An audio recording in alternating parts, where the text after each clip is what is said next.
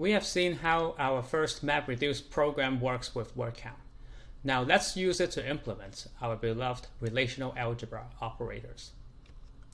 To illustrate, we will use Mapreduce to implement selection, group by, and join. Selection is relatively easy. Our mapper takes in each tuple one at a time and checks if its A attribute equals to 123. If so, we write that out as the intermediate output, and otherwise drop that tuple. So for instance, in this case, if we are passing in this relation here, running that through the map program will output the following intermediate output. Just like before, the system will then gather together all the outputs and pass them over to our reducer, which simply writes them out to the disk.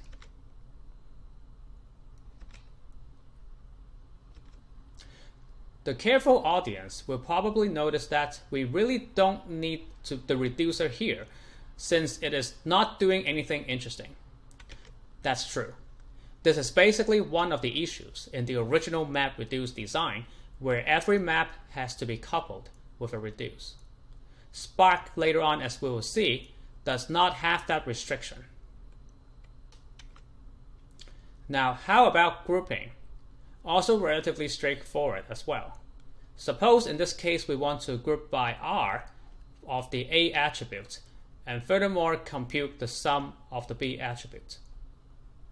Here we again read in each tuple one by one, and then we emit the intermediate pair where its key is the A attribute, and the value of that pair is the B attribute. After the map phase, we gather all the tuples with the same value for the A attribute, and each of them will come with the B attributes associated with it. In the reducer, we then add up all the B values and output the final pairs of A followed by the sum of B for each of the groups, as you can see here on the slide. Now let's implement the two join algorithms that we discussed in the beginning of this lecture using Mapreduce.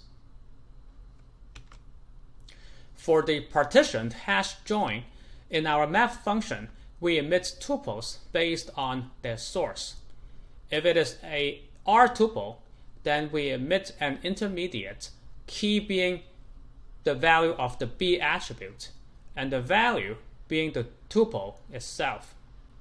And similarly for the S tuples, except that the keys for those tuples are the value of C instead of B. So for instance, given these two input tables, we will emit the following groups and key value pairs, as you see here on the slide. Why do we do this? Because now the system would automatically group together tuples that have the same value of B and C for us. So in the reducer, all we need to do is to separate out those tuples from R and S into two separate lists, and then go through each pair of tuples from the two lists to emit the final join result. That's pretty neat. For the broadcast join, we will read in groups of R tuples from the disk and wait for the S tuples to be broadcast on the network. Once we receive the S tuples, we can use any of our join algorithms to perform the join locally. For instance, here we build an in-memory hash table on each S tuples C attribute and look up using each R tuples B attribute as part of the join. Like the earlier example, here we also don't need any reduce function. Just the map side is enough. In sum, Mapreduce is a parallel programming model for key value stores. It relies on each mapper and reducer task not keeping state across different inputs to achieve parallelism. and writes intermediate output to the disk for fault tolerance. We will see later on that Spark improves upon that using something called resilient distributed datasets. For those of you who might be interested, our research group actually has implemented a translator that converts simple Java programs to Mapreduce. So feel free to check it out if so.